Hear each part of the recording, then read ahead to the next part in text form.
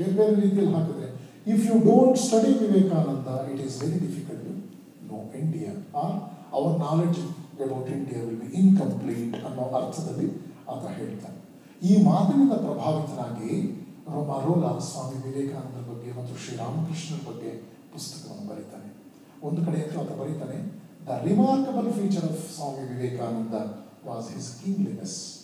It was impossible for anybody to imagine him in the second place. ಇದು ಆತನ ಉದ್ಗಾರ. ರಾಮಕೃಷ್ಣ ಬಗ್ಗೆ ಬರೀತಾನೆ ಒಂದು ಕಡೆ, ಶ್ರೀರಾಮಕೃಷ್ಣ ನನ್ನ ದೃಷ್ಟಿಯಲ್ಲಿ he is the younger brother of Jesus Christ ಅಂತ ಬರೀತಾನೆ. ಅದನ್ನು ಪುಸ್ತಕ ಇದೆ. ಶ್ರೀರಾಮಕೃಷ್ಣರ ಬಗ್ಗೆ ದಿ ರಿಯಲ್ ಮಹಾತ್ಮನ್ ಅಂತ ಮ್ಯಾಕ್ಸ್ ಮುಲ್ಲರ್ ಬರೆದಂತಹ ಪುಸ್ತಕವನ್ನು ಕೂಡ ನಾವು ಗಮನಿಸಬಹುದು. ಈ ರೀತಿಯಲ್ಲಿ ಪೌರ್ವಾತ್ಯ ಪಾಶ್ಚಾತ್ಯ ಚಿಂತಕರ ಮನಸ್ಸಿನಲ್ಲಿ ವಿವೇಕಾನಂದರಿಗೆ ವಿಶೇಷವಾದ ಗೌರವ ಆಧಾರದ ಸ್ಥಾನವನ್ನು ನಾವು ಗಮನಿಸ್ತೇವೆ. ಆವತ್ತಿನ ಜಗತ್ತಿನ ಮೇಲೆ ವಿವೇಕಾನಂದ ಬೀರಿದ ಈ ಪರಿಣಾಮವನ್ನು ನಾವು ವಿಶೇಷವಾಗಿ ಗಮನಿಸಲೇಬೇಕು. ಮಹಾತ್ಮ ಗಾಂಧಿ ಭಾರತವನ್ನು ರೂಪಿಸಿದಂತಹ ಮಹಾನ್ ಚೈತನ್ಯರಲ್ಲಿ ಒಬ್ಬರು. ಅವರೊಮ್ಮೆ ತಮ್ಮ ಆತ್ಮಸ್ಮೃತಿಯಲ್ಲಿ ಬರೆದದ್ದು, ನಾನು ಮಾತೃಭೂಮಿಯನ್ನು ಪ್ರೀತಿಸ್ತಾ ಇದ್ದೆ, ಆದರೆ ವಿವೇಕಾನಂದರ ಜೀವನವನ್ನು ಓದಿದ ಮೇಲೆ ನನ್ನ ಮಾತೃಭಕ್ತಿ, ರಾಷ್ಟ್ರಭಕ್ತಿ 1000 ಪಟ್ಟು ಹೆಚ್ಚಾಯಿತು. ನನಗೆ ವಿವೇಕಾನಂದರ ಇನ್ಸ್ಪಿರೇಷನ್ ಆದರು. 1000 ಪಟ್ಟು ಹೆಚ್ಚಾಯಿತು ನನಗೆ ವಿವೇಕಾನಂದರ ಜೀವನ ಓದಿದ ಮೇಲೆ ನನ್ನ ರಾಷ್ಟ್ರಭಕ್ತಿ ಅಂತಕ್ಕಂಥ ಮಾತನ್ನು ಅವರು ಬರೀತಾರೆ.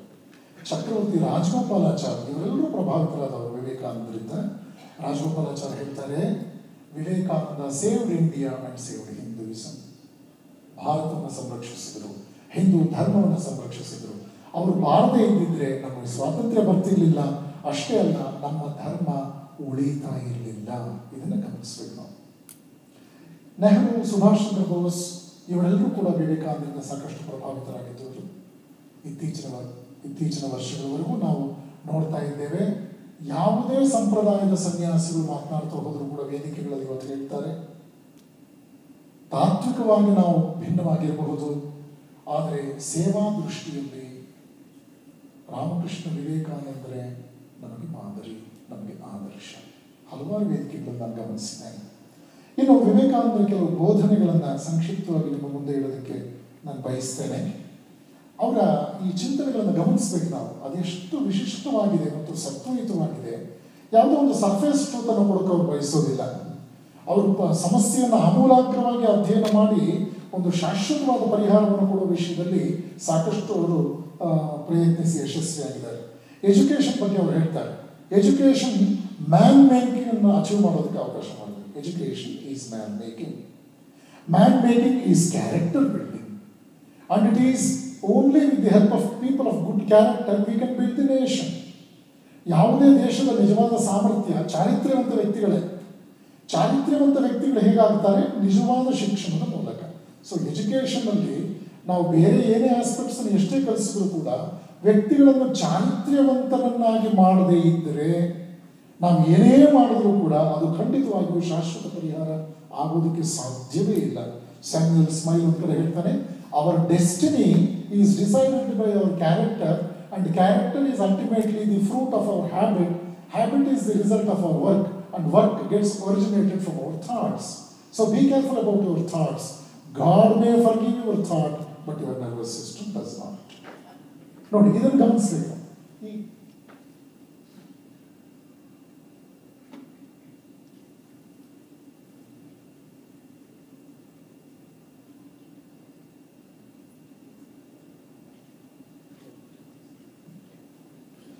ಹೀಗಾಗಿ ಗಮನಿಸಬೇಕು ನಾವು. Sow a thought, reap an action. Sow an action, reap a habit. Sow the habit, reap the character. Sow the character and reap the destiny. Destiny decide ಆಗೋದೇ ಕ್ಯಾರೆಕ್ಟರ್ ಇಂದ ಅಂತಂದ್ಮೇಲೆ ಥಾಟ್ ಇಂದ ನೋಡಿ ಡೆಸ್ಟಿನಿ ಡಿಸೈಡ್ ಆಗುತ್ತೆ ಅನ್ಬೇಕಾದ್ರೆ ನೋಡಿ ಎಷ್ಟು ವಿಶೇಷವಾದಂಥ ಒಂದು sequence ಅನ್ನು ನಾವು ನೋಡ್ತೀವಿ, ಒಂದು ಈಕ್ವೇಶನ್ ನಾವು ನೋಡ್ತೀವಿ. ಹೀಗಾಗಿ ವಿವೇಕಾನಂದ ಚಾರಿತ್ರ್ಯ ನಿರ್ಮಾಣವನ್ನೇ ಶಿಕ್ಷಣ ಅಂತ ಕರೆದ್ರು. ಕ್ಯಾರೆಕ್ಟರ್ ಎನರ್ಜಿ ಅನ್ನೋದೇ ನಮ್ಮನ್ನ ಅಡಮೆಂಟೈನ್ ವಾಲ್ಸ್ ಆಫ್ ಡಿಫಿಕಲ್ಟೀಸ್ ಮೂಲಕ ಹಾದು ಹೋಗೋದಕ್ಕೆ ಮಾಡಿಕೊಡ್ತಕ್ಕಂಥ ಒಂದು ಸಾಮರ್ಥ್ಯವನ್ನು ತಂದುಕೊಡುತ್ತೆ ಅಂತ ವಿವೇಕಾನಂದರು ಒತ್ತು ಕೊಟ್ಟಿದ್ದುಂಟು. ಎಜುಕೇಷನ್ ಬಗ್ಗೆ ವ್ಯವಸ್ಥೆ ಹೇಳಿದ್ರು, we want that type of education by which first and foremost by which character is found. Number 2, strength of the mind is increased. Number 3, intellect is expanded. fourth, by which one can stand on one's own feet. ಇದನ್ನು Einstein ಅಂತ ವ್ಯಕ್ತಿಯು ಕೂಡ ಮುಂದಿನ ದಿನಗಳಲ್ಲಿ ಅದನ್ನು ಬಹಳ ವಿಶೇಷವಾಗಿ ಹೇಳ್ತಾರೆ. ಯಾವುದೋ ಒಂದು ತರಬೇತಿಯ ಮೂಲಕ ನೀವು ಶಿಕ್ಷಣವನ್ನು ಕೊಡಕ್ಕೆ ಹೋದ್ರೆ ವ್ಯಕ್ತಿಯನ್ನು ಒಂದು ಉಪಕರಣವೋ ಯಂತ್ರವೋ ಆಗಿ ರೂಪಿಸಬಹುದೇ ಹೊರತು ಆತನನ್ನು ನೀವು ಪರಿಪೂರ್ಣ ವ್ಯಕ್ತಿತ್ವದ ವ್ಯಕ್ತಿಯಾಗಿ ರೂಪಿಸಕ್ಕಾಗೋದಿಲ್ಲ. ಮಕ್ಕಳಿಗೆ ಮೌಲ್ಯಗಳ ಬಗ್ಗೆ ಪ್ರೀತಿಯನ್ನು ಹುಟ್ಟಿಸಿ, ಮಕ್ಕಳಿಗೆ ಮೌಲ್ಯಗಳ ಬಗ್ಗೆ ಗೌರವ ಬರಲಿ, ಅವರದನ್ನು ಆನಂದಿಸಲಿ. ಅಷ್ಟೇ ಅಲ್ಲ, ಜನರ ದುಃಖ, ನೋವು, ಸಂಕಟ, ಸಂತೋಷ ಎಲ್ಲವನ್ನೂ ಅಧ್ಯಯನ ಮಾಡದೇ ಇದ್ರೆ so called educated without wisdom in my view in any way is not superior to a well trained dog. Einstein. ತರಬೇತಿ ಹೊಂದಿದ ನಾಯಿಗಿಂತಲೂ ಹೆಚ್ಚಿನ ಮನುಷ್ಯ ಮಾಡಲಾರ ಅವನಲ್ಲಿ ವಿಸ್ಡಮ್ ಬರದೇ ಇದ್ರೆ. ಇಲ್ಲಿ ವಿವೇಕಾನಂದ ಮತ್ತೆ ನಮ್ಮ ಸಹಾಯಕ್ಕೆ ಬರ್ತಾರೆ. ಎಜುಕೇಶನ್ ಈಸ್ ಇನ್ಫಾರ್ಮೇಶನ್ ಅಷ್ಟೇ ಅಲ್ಲ, ಈಸ್ ನಾಲೆಡ್ಜ್ ಅಷ್ಟೇ ಅಲ್ಲ, it should be wisdom. The ಡಿಸ್ಕ್ರಿಮಿನೇಟಿವ್ power between what is right and wrong ಇದು ನಮಗೆ ಬರಲಿಲ್ಲ ಅಂದ್ರೆ, ಯುಕ್ತಾಯುಕ್ತ ವಿವೇಕ, ಶಂಕರಾಚಾರ್ಯ ಭಾಷೆಯಲ್ಲಿ ಹೇಳಬೇಕು ಅಂದ್ರೆ ಸರಿ ತಪ್ಪುಗಳ ವಿಶ್ಲೇಷಣೆಯ ಸಾಮರ್ಥ್ಯ ನಮ್ಮಲ್ಲಿ ಬರದೇ ಇದ್ರೆ ನಮ್ಮ ಎಜುಕೇಶನ್ ಅಲ್ಲಿ ಕೇವಲ ಸ್ಕೂಲಿಂಗ್ ಆಗುತ್ತೆ, ಅಕ್ಷರಾಭ್ಯಾಸ ಆಗುತ್ತೆ. ಕೇವಲ ಓದೋದಕ್ಕೂ ಬರೆಯೋದಕ್ಕೆ ನಾವು ಕಲ್ತಿರಬಹುದು, ಆದರೆ ಅದು ಜೀವನವನ್ನು ರೂಪಿಸುವಂತಹ ಶಿಕ್ಷಣ ಆಗೋದಿಲ್ಲ. Education is not for livelihood, for life ಅಂತ ಒಂದು ಮಾತು ಉಂಟು. ಈ ನಿಟ್ಟಿನಲ್ಲಿ ಸ್ವಾಮಿ ವಿವೇಕಾನಂದರ ಎಜುಕೇಶನ್ ಗಮನಿಸ್ತೇವೆ. ಅತಂತ್ರ ಭಾರತದಲ್ಲಿ ಅಂದಿನ ಸನ್ನಿವೇಶದಲ್ಲಿ ಸ್ವಾಮಿ ವಿವೇಕಾನಂದರು ಸಮಾಜ ಸೇವೆ ಬಗ್ಗೆ ಮಾತನಾಡಿದ್ರು, ಸ್ವಾತಂತ್ರ್ಯದ ಮಹಾನ್ ತತ್ವದ ಬಗ್ಗೆ ಮಾತನಾಡಿದ್ರು, ಅಂತಾರಾಷ್ಟ್ರೀಯ ಬಾಂಧವ್ಯವನ್ನು ಬೆಳೆಸ್ಕೊಳ್ಳೋ ವಿಚಾರದಲ್ಲಿ ಮಾತನಾಡಿದ್ರು. ಇದೆಲ್ಲದರ ಜೊತೆಗೆ ನಾವು ಗಮನಿಸಬೇಕು, ವ್ಯಕ್ತಿಯಲ್ಲಿ ಅವನ ದಿವ್ಯತೆ ಕಳೆದು ಹೋಗಿತ್ತಲ್ಲ, ಮರೆತು ಹೋಗಿತ್ತಲ್ಲ, ಅವನು ದಿವ್ಯತೆಯನ್ನು ಮತ್ತೆ ಜಾಗೃತಗೊಳಿಸುವಂತಹ, ಅವನಿಗೆ ದಿವ್ಯತೆಯನ್ನು ಪರಿಚಯ ಮಾಡಿಕೊಡ್ತಕ್ಕಂಥ ಒಂದು ವಿಶಿಷ್ಟವಾದ ವಿಚಾರದಲ್ಲೂ ಕೂಡ ಸ್ವಾಮಿ ವಿವೇಕಾನಂದರು ಸಾಕಷ್ಟು ನಮ್ಮನ್ನು ಎಚ್ಚರಿಸಿದ್ದಾರೆ. Each soul is potentially divine, the goal is to manifest this divinity. ಪ್ರತಿಯೊಬ್ಬನ ಆಂತರ್ಯದಲ್ಲೂ ದಿವ್ಯತೆ ಇದೆ. ನಾವು ಹೊರಗಡೆ ನೋಡಿದಾಗ ಭಿನ್ನ ಭಿನ್ನವಾಗಿ ಕಾಣಬಹುದು.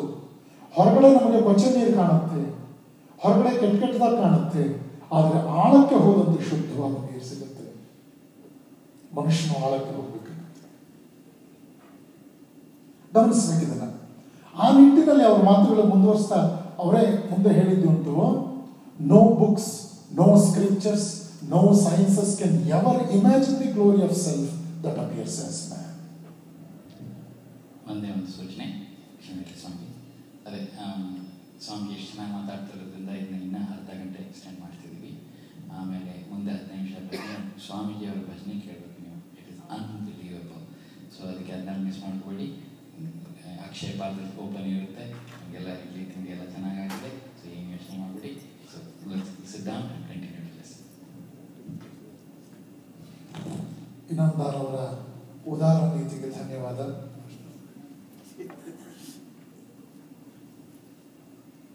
ಆದರೆ ವಿವೇಕಾನಂದನ ಕುರಿತಾಗಿ ಯಾವುದೇ ವಿಚಾರಗಳಿದ್ದರೂ ಪ್ರಶ್ನೋತ್ತರ ರೀತಿಯಲ್ಲಿ ನಾವು ಆಮೇಲೆ ಮುಂದುವರಿಸೋಣ. ಪೂಜ್ಯ ಸ್ವಾಮಿ ಭಯಾನಂದಜಿಯವರ ಮಾರ್ಗದರ್ಶನವನ್ನು ತೆಗೆದುಕೊಳ್ಳೋಣ ಸಂದರ್ಭದಲ್ಲಿ ಅಂತ ಭಾವಿಸ್ತೇನೆ. ಸ್ವಾತಂತ್ರ್ಯದ ಬಗ್ಗೆ ತುಂಬ ದೊಡ್ಡ ಧ್ವನಿಯನ್ನು ನಾವು ಮಾಡ್ತೇವೆ. 1897 ಸ್ವಾಮಿ ವಿವೇಕಾನಂದರು ಸ್ವಾತಂತ್ರ್ಯದ ಬಗ್ಗೆ ಒಂದು ವಿಶೇಷವಾದ ಗಾಳಿಯನ್ನು ಭಾರತದಲ್ಲಿ ಮೂಡಿಸಿದಂಥದ್ದು. ಏನದು ವಿಶೇಷ? ಎಲ್ಲರೂ ಕೂಡ ಸ್ವಾತಂತ್ರ್ಯವನ್ನು ಪಡ್ಕೋಬೇಕು ಅನ್ನೋ ವಿಷಯದಲ್ಲಿ ತುಂಬ ಹಾತೊರಿತಾ ಇದ್ರು. ಆದರೆ ವಿವೇಕಾನಂದರು ಎಚ್ಚರಿಸಿದ ಮಾತುಗಳನ್ನು ಗಮನಿಸಬೇಕು ನಾವು. ಕೆಲವು ಯುವಕರು ಮದ್ರಾಸ್ ನಗರದಲ್ಲಿ ವಿವೇಕಾನಂದರನ್ನು ಭೇಟಿ ಮಾಡಿ, ನಮಗೆ ಸ್ವಾತಂತ್ರ್ಯ ಬೇಕು, ನಮ್ಮ ಸ್ವಾತಂತ್ರ್ಯ ಚಳುವಳಿಗೆ ನಮ್ಮನ್ನು ಸರಿಯಾದ ರೀತಿಯಲ್ಲಿ ಮುನ್ನಡೆಸುವಂತಹ ನಾಯಕರು ಬೇಕು, ನೀವು ನಮ್ಮ ನಾಯಕರಾದರೆ ಬಹಳ ಒಳ್ಳೆಯದಾಗುತ್ತೆ, ನೀವು ಪಾಶ್ಚಾತ್ಯ ರಾಷ್ಟ್ರಗಳಲ್ಲಿ ಬಹಳಷ್ಟು ಯಶಸ್ವಿಯಾಗಿದ್ದೀರಿ, ನಿಮ್ಮ ಮಾತು ಇಡೀ ದೇಶ ಕೇಳುತ್ತೆ ಅನ್ನುವಂತಹ ಮನವಿಯನ್ನು ಮುಂದೆ ಇಟ್ಟಾಗ ನೀವು ನಾಯಕರಾಗಬೇಕು ಅಂತ ಗೋಗರಿತಾ ಇದ್ದಾರೆ. ಅವ್ರು ಪಾದ ಹಿಡಿದು ಕೇಳ್ಕೊಳ್ತಾ ಇದ್ದಾರೆ ಭಾರತೀಯ ಯುವಕರು. ಇವತ್ತಿನ ಭಾರತದ ಪರಿಸ್ಥಿತಿ ನೋಡ್ಬೇಕು ನೀವು. ಸಾಕು ನೀವು ನಾಯಕರಾಗಿದ್ದು, ಇನ್ನಾದರೂ ರೆಸ್ಟ್ ಹೋಗಿ ಅಂದರೆ ಇಲ್ಲ ತುಗುಡ್ಸ್ಕೊಂಡಾದ್ರೂ ನಾನು ದೇಶ ಆಳ್ತೀನಿ, ಇನ್ನೂ ಸ್ವಲ್ಪ ಉಳಿದಿದೆ ಅನ್ನೋ ಪರಿಸ್ಥಿತಿ ದೇಶದಲ್ಲಿ ಜಾಸ್ತಿ ಇದೆ. ವಿವೇಕಾನಂದರು ಏನು ಹೇಳ್ತಾರೆ? You want freedom, I can get you freedom tomorrow if you want, but where are meant to preserve freedom? Freedom means responsibility.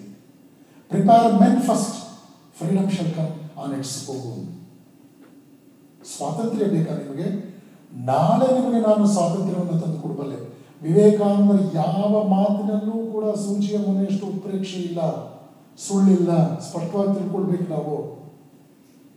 400 ವರ್ಷಗಳಲ್ಲಿ ಅಮೆರಿಕದ ನೆಲದ ಮೇಲೆ ನಿಮ್ಮಂತ ಪ್ರಬುದ್ಧ ಓಡಾಡಿಲ್ಲ ಅಂತ ಒಬ್ಬ ಅಮೆರಿಕನ್ ಪ್ರೊಫೆಸರ್, ಸಾಮಾನ್ಯನಲ್ಲ ಅವನು, ಇಡೀ ಅಮೆರಿಕಕ್ಕೆ ಅವತ್ತೊಂದು ದೊಡ್ಡ ಧ್ವನಿಯವನು.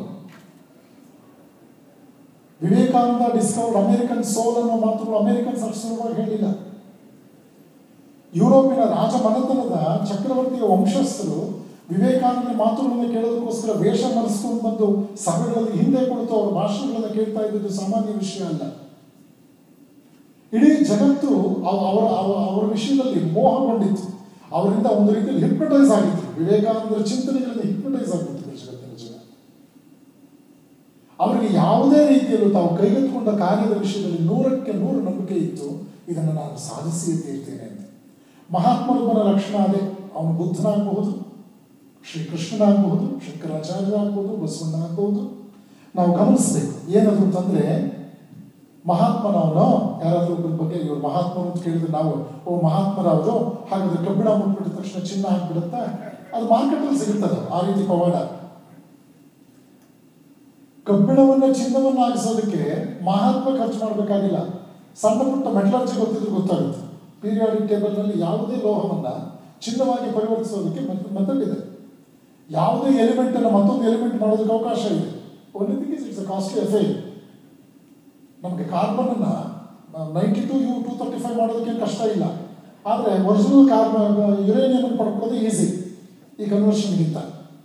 ಹಾಗಾಗಿ ಮಹಾತ್ಮ್ಯವನ್ನು ಯಾವತ್ತೂ ಕೂಡ ನಾವು ಬಡತನವನ್ನು ನಿರ್ಮೂಲನ ಮಾಡೋದು, ಈ ಮಾತುಗಳಲ್ಲಿ ಶಾಶ್ವತವಾದ ಪರಿಹಾರ ಇದೆಯಾ ಅನ್ನೋದು ನಾವು ಗಮನಿಸಬೇಕು. ಎಷ್ಟೋ ಸುಧಾರಕರು ಅವರ ಜೀವಿತ ಅವಧಿ ಆದಮೇಲೆ ಕಾಲಗರ್ಭದಲ್ಲಿ ಕೊಚ್ಚಿ ಹೋದರು.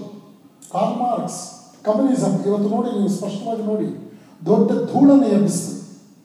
ಎಷ್ಟು ದೊಡ್ಡ ಧೂಳನ್ನು ಎಬ್ಬಿಸ್ತು, ಇಡೀ ಜನಸಾಮಾನ್ಯರು ರೊಚ್ಚಿಗೆದ್ದು ಬೀದಿಗೆ ಬಂದರು. ಕಾರ್ಲ್ ಮಾರ್ಕ್ಸ್ ಬದುಕಿದ್ದ ನಂತರ 50 ವರ್ಷ ಕೂಡ ಈ ಚಿಂತನೆಗಳು ಉಳಿಲಿಲ್ಲ.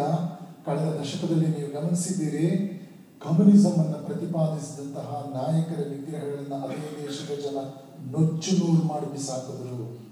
ಆ ಧೂಳು ಅಡಗಿತು. ಧೂಳು ಅಡಗದ ಮೇಲೆ ಸಾಮಾನ್ಯನೊಬ್ಬ 50 ವರ್ಷದಿಂದ ಎಷ್ಟು ಬಡವನಾಗಿದ್ನೋ ಅದಕ್ಕಿಂತಲೂ ಹಿಂದಕ್ಕೆ ಹೋದ್ನೇ ಹೊರತು ಮುಂದಕ್ಕೆ ಬರಲಿಲ್ಲ. ಅದಕ್ಕೆ ವಿವೇಕಾನಂದ ಹೇಳ್ತಾರೆ, I believe in evolution and not in revolution. Revolution ಅನ್ನೋದೊಂದು ಸಂಚಲನ ಉಂಟು ಮಾಡುತ್ತೆ, ಧೂಳು ಎಬ್ಬಿಸುತ್ತೆ. ಒಂದು 50-60 ವರ್ಷ ಆ ರೆವಲ್ಯೂಷನ್ ಲೀಡರ್ ಇರ್ತಾನಲ್ಲ, ಅವನ ಕಾಲಗತ ಬದುಕಿರುವವರೆಗೂ ಅದೊಂದು ಕರೆನ್ಸಿಯನ್ನು ಪಡ್ಕೊಂಡಿರುತ್ತೆ. ಅವನ ನಿರ್ಗಮನದ ನಂತರ ಮತ್ತೆ ತಣ್ಣಗಾಗೋಗ್ಬಿಡುತ್ತೆ. ಆದರೆ ಎವಲ್ಯೂಷನ್ ಅವನವನು ಎಲ್ಲೆಲ್ಲಿದ್ದಾನೆಯೋ ಅಲ್ಲಿಂದಲೇ ಉದ್ಧಾರದ ಮಾರ್ಗವನ್ನು ಕಂಡುಕೊಳ್ಳಬೇಕು ಅಂತ ಹೇಳಿ. ಇದನ್ನು ಗಮನಿಸಿದಾಗ ವಿವೇಕಾನಂದರ ಮಾತುಗಳನ್ನು ವಿಶ್ಲೇಷಿಸಿದಾಗ ನಮಗೆ ಅರ್ಥವಾಗುತ್ತೆ, ನಮಗೆ ಸಮಾನತೆ ಅನ್ನೋದು ಬೇಡ, ಸಾಮರ್ಥ್ಯ ಬೇಕು. ಪ್ರತಿಯೊಬ್ಬ ವ್ಯಕ್ತಿಯು ಸಾಮರ್ಥ್ಯವಂತನಾಗಬೇಕು. ಸಮಾನತೆ ಅನ್ನೋದು ಇರೋದು ಬಹಳ ದೊಡ್ಡ ಐಡಿಯಾ. ಅದು ಸ್ಪಿರಿಚುವಲ್ ಐಡಿಯಾದಲ್ಲಿ ಮಾತ್ರ ನಮಗೆ ಸಮಾನತೆ ಸಿಗುತ್ತೆ. ಹೊರನೋಟದಲ್ಲಿ ನಾವು ಸಮಾನತೆಯನ್ನು ಹುಡುಕಕ್ಕೆ ಹೋಗಬಾರ್ದು. ನಮ್ಮ ಗುರುಗಳು ಪೂಜ್ಯ ಸ್ವಾಮಿ ಪುರುಷೋತ್ತಮಾನಂದರು ಹೇಳ್ತಾ ಇದ್ದರು, ಸಿರಿವಂತನೊಂದಿಗೆ ಸರಿಸಮನಾಗಬೇಕೆಂದು ಬಡವನ ಬಡಿದಾಟ, ಸುರೂಪಿಯೊಂದಿಗೆ ಸರಿಸಮನಾಗಬೇಕೆಂದು ಕುರೂಪಿಯ ತಿಣುಕಾಟ, ಬುದ್ಧಿವಂತನೊಂದಿಗೆ ಸರಿಸಮನಾಗಬೇಕೆಂದು ದಡ್ಡನ ಬಡಿದಾಟ, ಎಲ್ಲೆಲ್ಲೂ ಸಮಾನತೆ ಇರಬೇಕೆಂದು ಎಲ್ಲರ ಆತುರ ಕಾತರ. ಆದರೆ ಸಮಾನತೆ ಇರುವ ಒಂದೇ ಸ್ಥಳ ಸ್ಮಶಾನ. ಅಲ್ಲಿ ಎಲ್ಲರೂ ಸಮಾನರು. ಆದರೆ ಗೋರಿಯ ರಚನೆಯಲ್ಲಿ ಮತ್ತೆ ಅಸಮಾನತೆ. ಸಮಾನತೆ ಎಂಬುದು ಇಲ್ಲವೇ ಇಲ್ಲ, ಸಮಾನತೆ ಎಂಬುದು ಸಾಧ್ಯವೇ ಇಲ್ಲ. ಸಮಾನತೆ ಇದ್ದರೆ ಅದು ಸಮಾಜವೇ ಅಲ್ಲ ಅಂತ ಬರೆದರು ಶಿವಕುಮಾರ್. ಗಮನಿಸ್ಬೇಕು ನಾವು. ನಿಜವಾಗಿಯೂ ಕೂಡ ಶಿಕ್ಷಣ ಅಂದರೆ ಪರೀಕ್ಷೆ ಪಾಸ್ ಮಾಡೋದಲ್ಲ. ಸಮಾಜ ಸುಧಾರಣೆ ಅಂದರೆ ಬಡತನ ಹೊರಟೋಗುತ್ತೆ ಅನ್ನೋ ದೃಷ್ಟಿಯಲ್ಲ. ಬಡತನ ಅನ್ನೋದು ವಸ್ತು ರೂಪದ ಬಡತನ ಅಷ್ಟೇ ಅಲ್ಲ. ಮನುಷ್ಯನಿಗೆ ವಸ್ತುವಿಗೆ ಅತೀತವಾದ ಒಂದು ದಾರಿದ್ರ್ಯ ಇದೆ. ಚಿಂತನೆಯ ದಾರಿದ್ರ್ಯ ಹೋಗದೆ ಅವನು ಮುಕ್ತನಾಗೋದಕ್ಕೆ ಸಾಧ್ಯವಿಲ್ಲ. ನೋಡಿ, ಆಲೋಚನೆ ಮಾಡ್ಕೊಂಡು. ಹೀಗಾಗಿ ನಮ್ಮ ಶಿಕ್ಷಣ, ಸ್ಕೂಲಿಂಗ್ ಏನಿದೆ, ಅದು ಕೇವಲ ಕೆಲವು ಸರ್ಟಿಫಿಕೇಟ್ಸ್ಗಳು, ಯೋಗ್ಯತಾ ಪತ್ರವನ್ನು ಕೊಡಬಹುದು ಹೊರತು ಯೋಗ್ಯತೆಯನ್ನು ಕೊಡಕ್ಕಾಗೋದಿಲ್ಲ. ಮಾರ್ಟಿಮರ್ ಆಂಗ್ಲರ್ ಅಂತ ಹೇಳಿ ಎನ್ಸೈಕ್ಲೋಪೀಡಿಯಾ ಬ್ರಿಟಾನಿಕಾನ ರೂಪಿಸಿದಂತಹ ಕಮಿಟಿಯ ಅಧ್ಯಕ್ಷ, ಅವನೊಂದು ಕಡೆ ಬ್ಯೂಟಿಫುಲ್ ಆಗಿ ಹೇಳ್ತಾನೆ, the real education starts after you quit your college. College ಬಿಟ್ಟ ಮೇಲೆ ನಿಮ್ಮ ನಿಜವಾದ ಶಿಕ್ಷಣ ಪ್ರಾರಂಭವಾಗುತ್ತೆ. Then you may ask me, then what is the purpose of going to school and college all these years?